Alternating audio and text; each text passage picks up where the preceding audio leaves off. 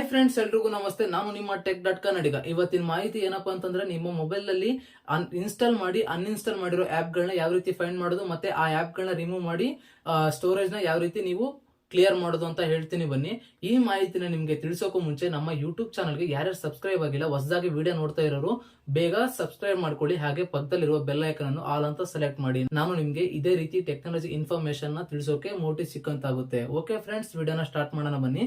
ನೀವು ಮೊದಲು ನಿಮ್ಮ ಪ್ಲೇ ಸ್ಟೋರ್ ಗೆ ಹೋಗ್ಬೇಕಾಗುತ್ತೆ.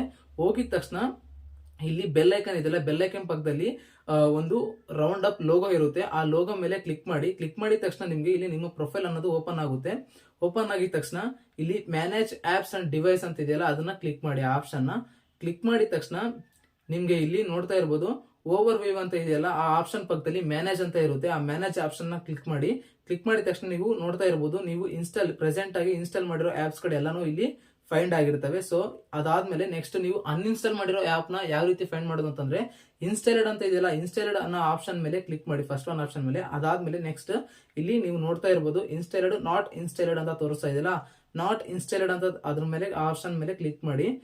ಕ್ಲಿಕ್ ಮಾಡಿದ ತಕ್ಷಣ ನಿಮ್ಗೆ ಇಲ್ಲಿ ಹಲವಾರು ನೀವು ಇನ್ಸ್ಟಾಲ್ ಮಾಡಿ ಅನ್ಇನ್ಸ್ಟಾಲ್ ಮಾಡಿರೋ ಆಪ್ಸ್ ಗಳೆಲ್ಲಾನು ಇಲ್ಲಿ ಫೈಂಡ್ ಆಗ್ತಾ ಇರುತ್ತೆ. ನೋಡ್ತಾ ಇರ್ಬೋದು ನೀವು, ನಾನು ಈ ಒಂದು ಆಪ್ ಗಳೆಲ್ಲಾನು ನಾನು ಇನ್ಸ್ಟಾಲ್ ಮಾಡಿ ಅನ್ಇನ್ಸ್ಟಾಲ್ ಮಾಡಿದೀನಿ.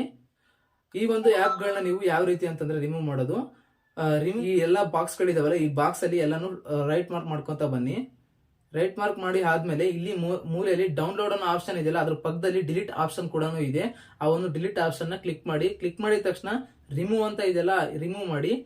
ರಿಮೂವ್ ಮಾಡಿದ್ರೆ ಇಷ್ಟೇ ಫ್ರೆಂಡ್ಸ್, ನಿಮ್ಮ ಸ್ಟೋರೇಜ್ ಕೂಡ ಕ್ಲಿಯರ್ ಆಗುತ್ತೆ. ಮತ್ತೆ ನೀವು ಇನ್ಸ್ಟಾಲ್ ಮಾಡಿ ಅನ್ಇನ್ಸ್ಟಾಲ್ ಮಾಡಿರೋ ಆಪ್ಸ್ ಗಳು ಕೂಡ ಇಲ್ಲಿ ಫೈಂಡ್ ಆಗುತ್ತೆ. ರಿಮೂವ್ ಮಾಡಿದ್ರೆ ಇದ್ರಲ್ಲಿ ಏನು ಉಪಯೋಗ ಅಂತಂದ್ರೆ, ರಿಮೂವ್ ಮಾಡಿದ್ರೆ ನಿಮ್ಮ ಮೊಬೈಲ್ ಸ್ಟೋರೇಜ್ ಕಡಿಮೆ ಆಗುತ್ತೆ, ಮತ್ತೆ ನಿಮ್ಮ ಗೂಗಲ್ ಅಕೌಂಟ್ ಅಲ್ಲಿ ಇರೋ ಒಂದು ಸ್ಟೋರೇಜ್ ಕೂಡ ಕಡಿಮೆ ಆಗುತ್ತೆ. ಓಕೆ ಫ್ರೆಂಡ್ಸ್, ಇವತ್ತಿನ ಮಾಹಿತಿ ಇದಾಗಿರುತ್ತೆ.